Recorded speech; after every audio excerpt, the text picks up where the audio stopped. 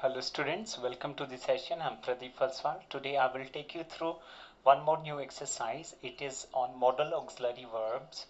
So today we have taken could have plus verb third.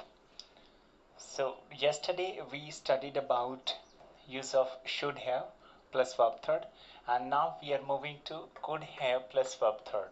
So let's move ahead and see how to use and when to use it.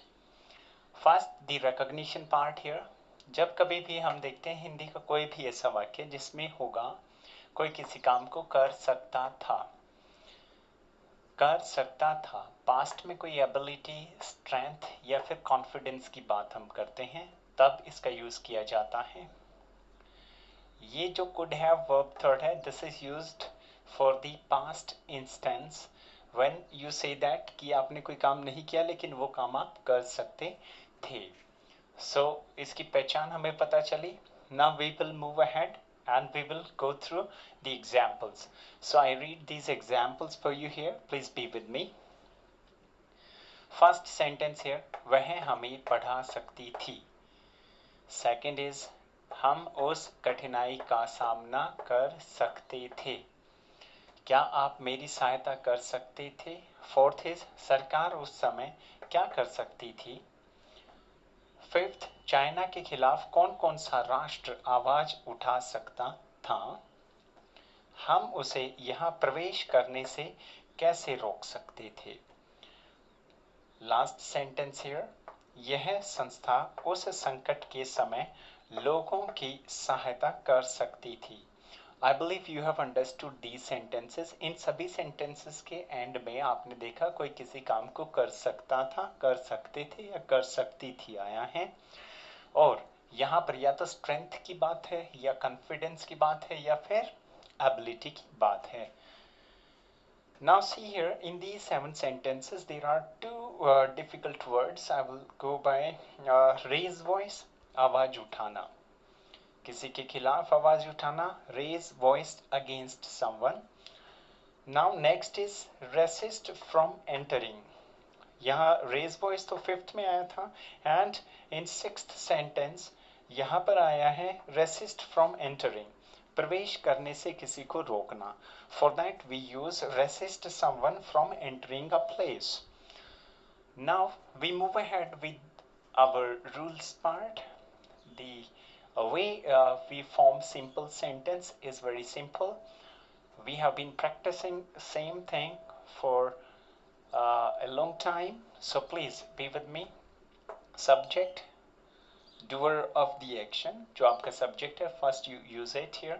After this you place your could have and then you verb third and object. Now see here, if it is negative then you can go ahead and you can write it as couldn't. Negative contractual form में आप इसको लिख सकते हैं। आप यहाँ कर सकते हैं, स्टार बना देता हूँ मैं, couldn't if negative. अगर नेगेटिव है तो आप इसको couldn't लिख सकते हैं, B it is in interrogative और इन सिंपल। सिंपल का नेगेटिव है तो भी couldn't करेंगे और इंटरोगेटिव है तब भी आप देखेंगे इंटरोगेटिव नेगेटिव जो है उसमें couldn't आप कर देंगे if negative. Now moving ahead, here we see that आपके इंटरोगेटिव है, दो प्रकार के होते हैं, कुछ हेल्पिंग वर्ब से शुरू होते हैं तो कुछ WH से शुरू होते हैं। Now you are better able to understand when to start your question with helping verb. If you find something like this in third sentence, क्या से जो शुरू हुआ है वो इंग्लिश में हेल्पिंग वर्ब से शुरू होगा। अगर कोई भी हिंदी का प्रश्नवाचक वाक्य है जिसके बीच में प्रश्नवाचक शब्द आता है, जैसे क्यों, कब, कहाँ, क्या, किसका, कौन, कौन सा, किनका, कैसा, at the time you opt for WH here. So now you better know when to write it and when to hide it. Okay, moving further, जो हमने देखा था WH से जो शुरू होते हैं वो होते हैं इंफॉर्मेटिव इंटरोगेटिव्स, जिनको सूचनात्मक प्रश्नवाचक वाक्य बोलते हैं, और जो हेल्पिंग वर्ब से शुरू होते हैं उनको कहते हैं कन्फर्मेटिव इंटरोगेटिव्स, पक्कीकरणात्मक प्रश्नवाचक वाक्य। जो हेल्पिंग वर्ब से शुरू होंगे उनका आंसर क्या होगा, मोनोसिलेबल होगा, मींस यस और नो।